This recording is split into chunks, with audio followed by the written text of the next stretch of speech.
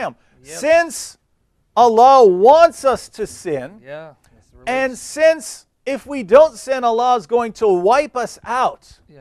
Who actually turns out to be the true hero of Islam? It's not Muhammad, it's not Allah, it's not Jesus. Who is our true hero and savior according to Islam? It has to be Satan and the devil, because according to the Qur'an, Allah uses Satan to cause people to sin against Allah. So according to the logic, notice, Allah wants sinners to exist. If there weren't sinners, He'd wipe them. He would wipe all the human race if they didn't sin, and replace them with humans who would sin. Related to that point, which leads to the second point, is that Allah then creates an entity called the devil.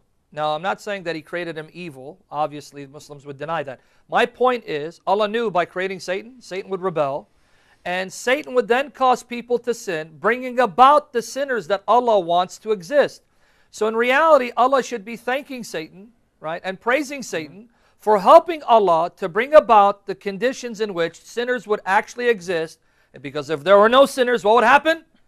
What would He do to mankind? Wipe them out. So again, Muslims should be thanking Satan, saying, thank you, Iblis, for being the savior of mankind. Now, where does the Quran say that it is the job of Satan to cause people to sin?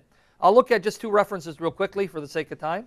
This is chapter 4 of the Quran, Surah An-Nisa, chapter 4, verses 117 and 122, the Abdullah Yusuf Ali translation. And this is traditionally attributed to Satan, that these are the words of Satan that he said against Allah when he refused to worship Adam.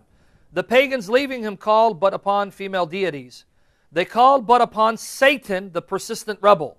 God did curse him, but he said, and he said is supposedly Satan here, I will take of thy servants a portion marked off. I will mislead them. Who will mislead them? Satan. I will create in them false desires. Who's going to create these desires in them? Satan. I will order them to slit the ears of cattle and to deface the fair nature created by God.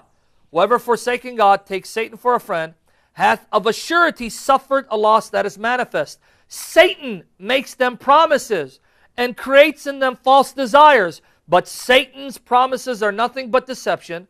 They, his dupes, will have their dwelling in hell, and from it they will find no way of escape. So it is Satan who misleads, who tempts, who creates wicked, sinful, false desires in people in order to sin against Allah. So according to Satan, he is the true hero and savior of humanity. The final reference, let me just read this one, because I know time is fleeting. Chapter 2, verses 35 to 36. Allah warns Adam and Eve, look, you're in the garden, right? But be careful, do not sin, do not slip. And in other chapters, they're told, be careful of Satan, who's an avowed enemy to your souls. Let's read what chapter 2, verses 34 to 36 have to say. We said, O Adam, dwell thou and thy wife in the garden, and eat of the bountiful things therein, as, where, and when ye will.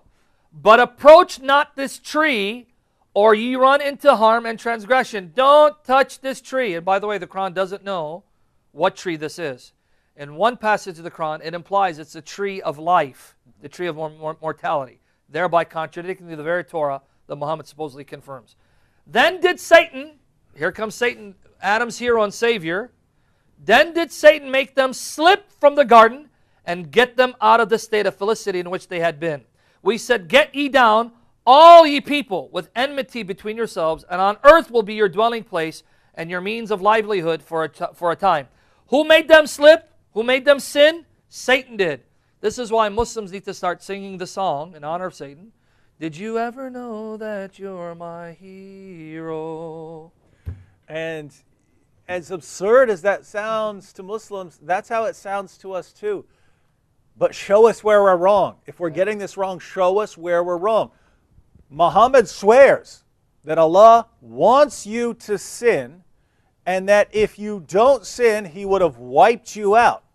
So the only reason you continue to exist, the only reason human beings continue to exist is that we sin. Otherwise, we would have been wiped out and replaced by other people. So the only reason we're here is that we sinned. But the reason we sinned is that Satan tempted us to sin. So Satan didn't do something bad for us. Satan's the only reason we're alive right now. Yep. So according to Islam, our hidden hero is the devil himself. Is that what you believe, Muslims? That's what you have to believe if you believe Muhammad's a prophet.